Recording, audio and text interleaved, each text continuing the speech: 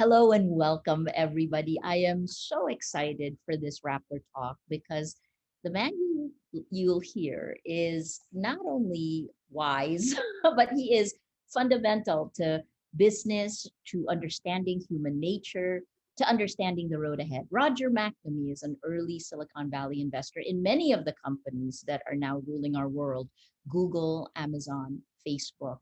He wrote a book called Zucked, Waking Up to the Facebook Catastrophe. He is on so many boards and so many groups, including the real Facebook Oversight Board or the Forum on Information and Democracy, which we both share. So he is working on how to craft legislation. What is the world going to look like beyond here? Roger McNamee, thank you for joining us. Maria, it is such an honor to be on with you. So, for everybody who's watching this, Maria is a hero to me. And the opportunity to do anything with her is always exciting for me. And I just want to say hello to everyone who is on this program right now because we're all part of the same fight and we all can learn from each other. And this is what. So the other thing I got to tell you about Roger is he is also a musician. He is not just an investor. He started a company and worked for many, many years with Bono, Elevation. So guys, this is important for us, Roger, in the Philippines, because U2 was very huge. And when they came in December of 2019, I guess, it's like business almost stopped and everyone flocked to go watch them. It, Roger.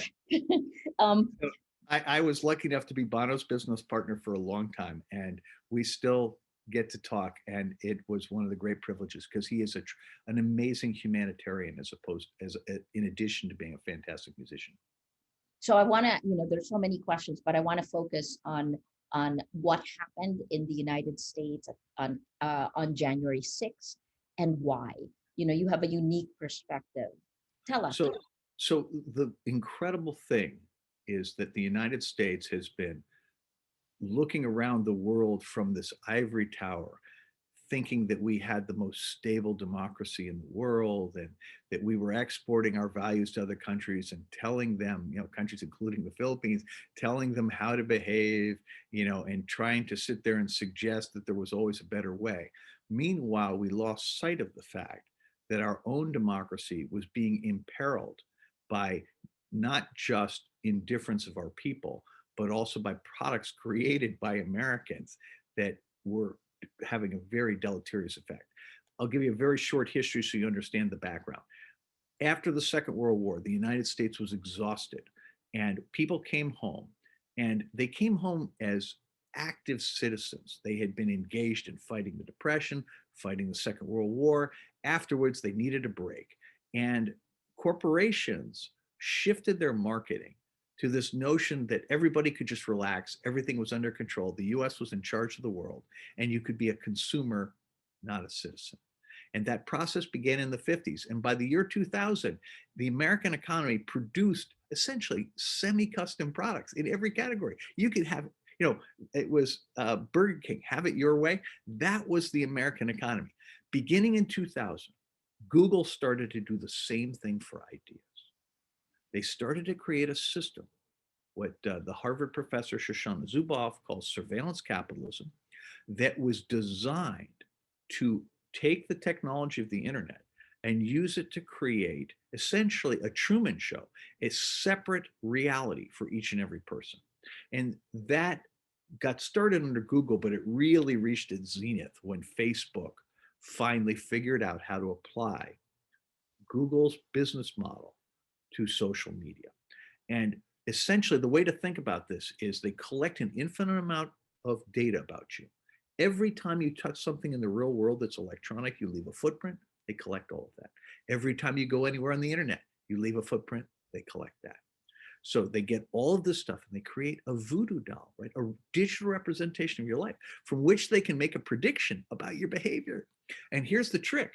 They also control this system that is where your social life takes place. It's where you gather your information.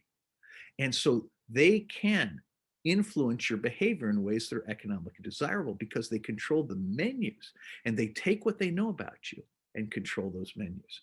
And so what happened was that they tripped on this notion that the most valuable data is not your public persona, but your private persona. What happens when you're afraid or when you're angry? So they tuned their algorithms to amplify the content that triggered fear and outrage. That turned out to be hate speech, disinformation, and conspiracy theories. These are not incidental to the model of Google, Facebook. They are the lubricant that makes the whole thing work. And these companies were willing to play with fire. And the Republican Party, one of the two political parties in the United States, was willing to join in and play with fire against the public health, the democracy, the privacy, and the competitive nature of the US economy. And they did this for 5 years, beginning around 2015. And as you saw, Trump took advantage to get elected in 2016 and played it every single day of his presidency. And it all came to a head in 2020 because Facebook had been using its recommendation engine to radicalize people. And they didn't do it on purpose, but radicalized people are more valuable to them because they spent more time on the site and they give more of their private information. And so what Facebook did was they did a study in 2018 to see, well, have we caused polarization in the United States? And the study showed that 64% of the time, 2/3 of the time, that people join an extremist group on Facebook, they did so explicitly because Facebook recommended it. So when Facebook confessed in 2020 that there were at least 3 million members of QAnon, the conspiracy theory, on Facebook, just on the largest pages and groups, that meant Facebook had radicalized 2 million people into QAnon. Two things came out of that. One was denial of the existence of the pandemic and denial of the validity of vaccine. So the United States has had 400,000 people die, which is larger than the number of fatalities we experienced in the Second World War. It's larger than the First World War. It's larger than every war we've ever had other than our Civil War. And so it's the largest mass death experience in the United States in the last 150 years. And it's less than a year. So in fact, it's the largest overall because no year of the Civil War was even remotely this bad. And it was entirely self-inflicted because of a combination of Trump's mendacity and the active empowerment of conspiracy theories on the internet by Facebook, Twitter, YouTube, Google, Instagram. So we get to the election and Trump uses COVID to undermine democracy. And he talks about voting by mail as somehow fraudulent. And he builds up this whole mythology. And in the end, he declares that the election is a fraud. And he says this over and over again. And Facebook and Instagram and YouTube and Twitter and Google all let him get away with it. And members of Congress in the Republican Party all join in. They are playing with fire in the midst of a pandemic. They're undermining belief in democracy, which is going to be absolutely essential for beating the pandemic. It basically, Trump files 61 lawsuits and loses 60 trying to reverse the outcome of the election. The last stand, the last hope for reversing it is the vote of the Electoral College, this ancient artifact of the US Constitution, not from the beginning, but something from around 1800. It was put in place to protect the interest of slave states. And for whatever reason, it still exists today. And the vote of those guys was the thing that would finally end that process. So Trump decides to hold a rally outside the White House by the Washington Monument on the day of the vote.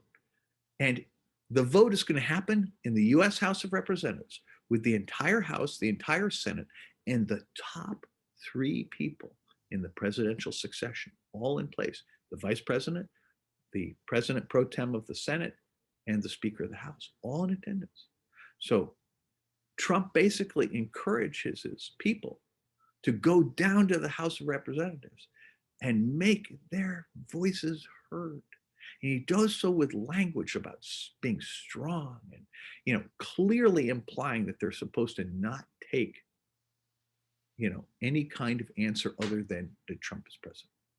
And so tens of thousands of people, I mean, I don't know how many was it, probably between 10 and 30,000, walked down there and essentially stormed the US Capitol. The first time that that has happened since the War of 1812. And unlike the War of 1812, they get inside and they run amok. And they get into the Senate chamber, but there's nobody there because when they meet together, they meet in the House chamber because it's large. And they evacuate the floor, but they don't have a plan for evacuating the balcony. And 150 or so members of Congress are in the balcony when they start storming the House floor.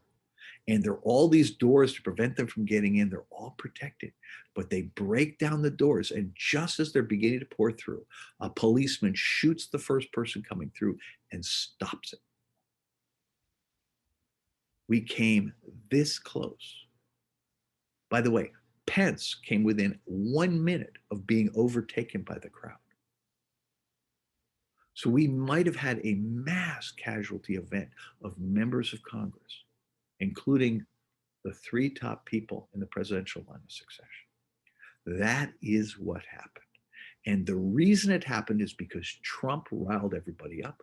The Republican Party supported him in what was obviously an anti-democratic move, a totally authoritarian move. And Facebook and Google and Twitter created the environment, they radicalized the people, and then gave them a platform for organizing this attack. Joe Biden called it an insurrection. In Not terms just Joe of, Biden. I mean, I think that everyone would consider it an insurrection. In the United States, an insurrection is a legal term, an attack on the government. This is the first time there's ever been an insurrection in the United States. It was an attack on the government by the president of the United States. I mean, when the South seceded, their insurrection wound up being on the military, right? Not on the seat of government. So he takes office. His inauguration is this week on Wednesday. What do you expect to happen next? What kind of accountability? What kind of government will you have? So the first thing we have to do is to get through the inauguration. So there have been rumors, right? They're nervous because one of the characteristics of the Trump presidency and one of the characteristics of law enforcement over the last 25 years has been a conscious infiltration of the military and law enforcement by white supremacists who are the core of this group of people backing Trump. That they basically are, they're just white supremacists. And so one of the problems that happened at the Capitol was both a lack of preparation, but also ignoring a ton of publicly available information that this was going to happen. It was organized. Trump called for it right after the election, and they began organizing right away. And it was plain sight on Facebook, plain sight on Parler, plain sight in other things. And the people who are in charge of security of the White House at the Congress did not prepare adequately. And one of the things they're worried about for the inauguration is the fact that there might be white supremacists among the people providing security, and therefore Biden's life might be in danger there. That is obviously a terrifying prospect. And so I don't know what the inauguration is going to look like. They'd already decided not to have a traditional one with a parade and all that kind of stuff. Now I'm not sure they're going to have much of anything.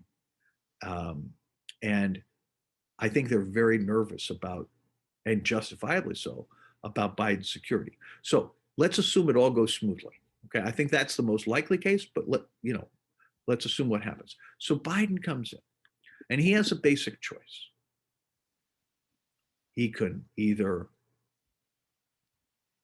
go and have accountability for everything that's going on, or he can, what they say in the United States, move on. The United States has a history over the last 50 years of never forcing accountability on politicians who do great harm. They did nothing to Nixon when he undermined the Vietnam peace talks in 1968. They did, he finally resigned over Watergate, but he did something that killed 35,000 American troops, and they did nothing about that. They did nothing when Reagan did Iran-Contra. They did nothing when George W. Bush started a war on false pretenses and then did torture. So lack of accountability may be, in fact, a big reason why we wound up with Trump. And Biden has already said he would rather move on. And I don't know that he really has that option. I do know that if he takes that option, that we're going to see something like this again, because 140 members of the Republican Party in the House of Representatives, and I believe it was 13 in the Senate, initially expressed interest in voting against Biden in the Electoral College thing with no evidence. In the end, after the insurrection, 60 members of the House and 6 in the Senate still voted against it, even after the insurrection. I mean, those people should not be allowed to serve. I mean, they are clearly active members of an insurrection. There's a famous quote from a general in the Civil War who had served in the US Army for 50 years. He began during the War of 1812, and he was the lead general in the Army. He was from Virginia, one of the states that seceded, but he didn't believe in that. And he said, if anybody voted against Abraham Lincoln in the Electoral College or tried to obstruct that in Congress, he recommended strapping them to the barrel of a 12-pound cannon and firing them out a window of the Capitol building. And that strikes me as probably the correct response here. And now you'd have to have a lot of cannons, or it would take you quite a while because there's a lot of people involved. And I think it's incredibly unlikely that anything's going to happen to these people, So which is, I think, unfortunate for democracy. Some offenses are so serious that you should literally stop everything and deal with them. And Biden has to deal with COVID first, but he can do this as well. And I hope that's what he does. But, he's not indicated that that's a priority. so this lack of accountability, I mean, our conversations have revolved around, I keep telling you how our dystopian present is your dystopian future, and here it is, right? Like, we know this. If you don't hold people to account, they come back, like the Marcoses. After 21 years of Ferdinand Marcos, his wife is back as a legislator. His daughter is a senator. His son ran and almost won for vice president. So you're right, if you don't do it. But I guess I want to, ask you the last two questions, which is, here in the Philippines, we know well what you described. We know the polarization. We watched it happen from 2016 on, how pro Duterte and anti Duterte, just the gaps kept, we were being insidiously manipulated and continue to be manipulated to this day. Mark and Sheryl well. You were their advisor. Why Sheryl Sandberg was in denial. She deflected the other day in her. Yeah. So I think that Mark is consumed by his vision of connecting the whole world on one platform that he controls. That I believe that Mark, if he were honest, would tell you that he thinks Facebook matters more than any country, and therefore shouldn't be beholden. He has twice as many active users as there are residents in China. And therefore, what is the United States or China or anyone else to tell Mark Zuckerberg what to do? I think Mark loves the power of being in that position. I think Sheryl is drawn to power. And I think that when I knew them, they were much younger, right? My relationship with them ended in 2009. And so, it's been a decade and things are different, but I never would have anticipated this. I was concerned about some things that were going on there, but it never occurred to me we would get to this. In fact, it didn't occur to me as recently as 2017 or even 2018 that they would follow this path. My sense was that they were blinded by success and all the positive feedback they've been getting, but that once it was made clear to them that democracy and public health were at stake, that they would do the right thing. The astonishing thing to me was, with everything we know from the Philippines, with everything we know from Myanmar, what we know from Sri Lanka, what we know from New Zealand, And what we know from the United States and Brazil, and that they would have realized that they had to stop, that their profits are not more important than society. But for whatever reason, they have not done that. And we're being forced to live with the consequences. And sadly, for better or worse, it is up to the Biden administration to do something about that. And that is my last question to you, Roger, which is accountability, right? So we talk about holding Trump accountable. What about the tech platforms? What kind of, you and I have worked on legislation, we've talked about this. What kind of legislation should there be, and what do you see ahead with the Biden administration? So, in my view, that these companies are so pervasive and their power is so great, and they are sufficiently different from anything that came before, that you need to have three parallel forms of regulation. You need to think about safety, privacy, and competition. So, on safety, one of the problems here is cultural. That in the United States, there is only one branch of engineering that where there is no accountability for harm created, and that is this branch. If you're a civil engineer, or if you're a chemical engineer, your work, you're accountable if you do not follow the rules. And there are no rules here, and no one's held accountable for anything. So safety starts with creating personal liability for both executive officers and for engineers for any harms that happen. I mean, I'd like to have some standard codes of conduct as well, that put forward a duty of care, or better yet, a duty of loyalty. But the first step is saying, I'm sorry, but you're going to have personal liability, because the alternative is that you have to validate in the market for 10 years, the way you would with a pharmaceutical, that your product is safe, right? Before you can ship it. I think that's probably too much. Instead, just make them personally accountable, because you want to change their behavior. You want them to anticipate harm and to mitigate it before the product comes to market, which they don't do today. And it matters not just for internet platforms. This matters for artificial intelligence, facial recognition, and smart devices, all of which are really dangerous today. Second, privacy. People are being manipulated. They are losing their right to self-determination. They're losing, you know, their identity, who they are.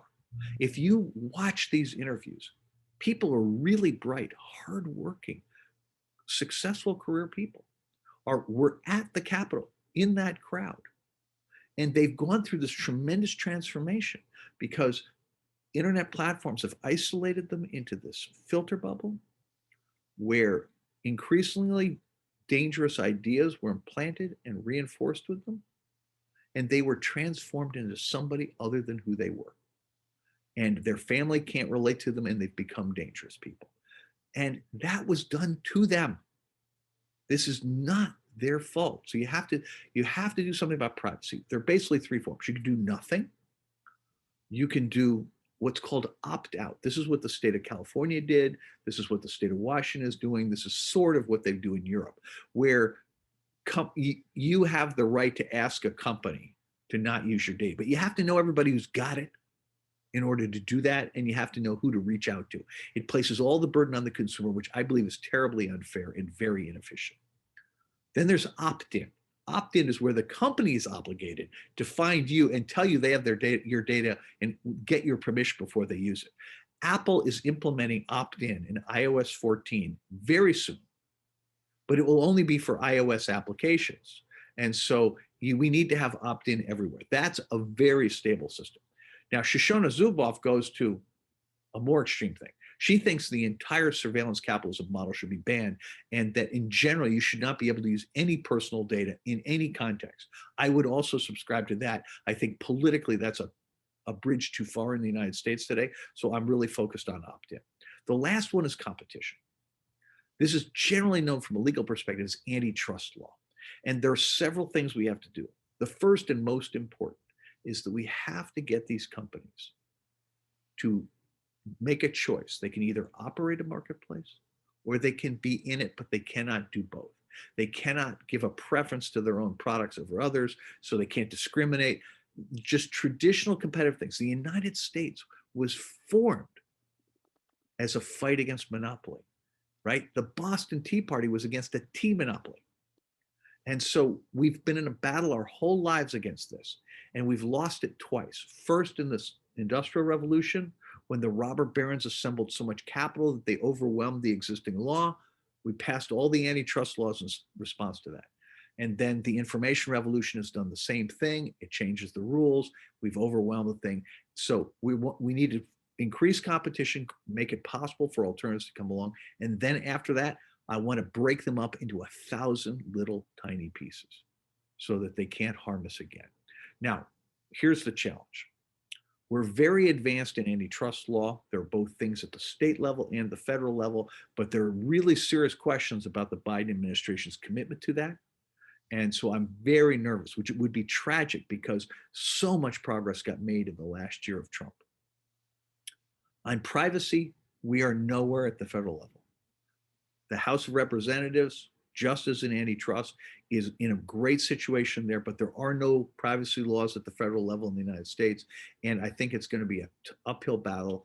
Right now, the states are doing the heavy work, and Apple's doing a tremendous amount of work.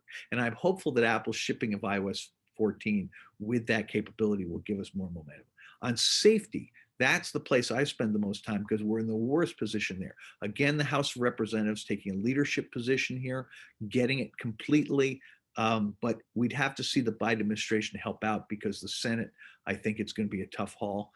So I'm not super optimistic on the that we're going to get the regulatory intervention we need quickly enough to protect the elections in 2022, 2024, and beyond. It's always great to talk to you, Roger. Let me close Rappler Talk so that our Rappler Plus members can also talk to you. I mean, the last thought here on, I always think about this moment in time, and it is both a curse and a blessing, right? Like the fact that I'm targeted is both a curse and a blessing because I get to know what is going on. How would you describe this moment in time, and what would you encourage anyone watching to do? So I think this is I totally agree with you, Maria, that this is a moment when everything is possible. In the United States, the system we've had since 1787 is done. We've blown it up. Now we have to decide, what is the United States going to be? Is it going to be a democracy? And if so, what shape is that going to take? Or are we going to be authoritarian? In which case, what shape is that going to take? And the people in the United States have enormous leverage here. And they've shown more interest from a civic engagement perspective in the last 2 years than at any time in the last 75, well, let's call it the last 60 before that. And, we had record turnout in this last election. So there's real hope. I think the people of the United States are beginning to realize that it's up to them.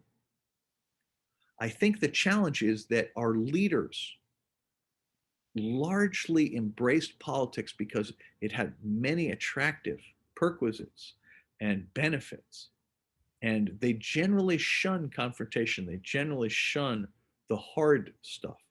And this is all about hard stuff right now. We're about to find out, do our politicians have that? And it's very obvious that some of them do. You may have heard of Alexandria Ocasio-Cortez. You may have heard of Elizabeth Warren. You may have heard of Katie Porter. You may have heard of Nancy Pelosi. The women, I think, will lead us. Our dear friend, David Cicilline, who runs the House Antitrust Subcommittee, another great leader. Adam Schiff, who runs the Intelligence Committee, another great leader. But we need a lot more. And we need them to recognize that they have to do 3 or 4 things at the same time. This thing of Congress only meeting 3 days a week, and that's all got to go. These guys have got to be full-time members of Congress. They got to be legislating all day and all night, investigating all day and all night. And all these breaks have got to go away. And I got to be honest with you, I am not super confident that's going to happen. But if the people insist, it will. Fantastic. Fantastic. Thank you, Roger McNamee, investor, musician, and author. Can I say one last thing here? Yes, please. Maria has been warning us in the United States for many years that what was going on in the Philippines would happen in the United States. And we demonstrated our inability to learn from the experience of others. Something we repeated with COVID. Where we didn't learn from China, we didn't learn from Italy, we didn't learn from New York City. The challenge for the United States is to learn from the experience of others. And that is something we can do right now, because what comes next if we don't learn is really obvious and it's really awful. Right, right. Where you go, of course, you take the world, right? I mean, we feel it here in the Philippines. So good luck on the road ahead. Roger McNamee, guys, pick up his book, Zucked, Waking Up to the Facebook Catastrophe. I'm Maria Ressa. Thank you for joining us for this special Rappler Talk.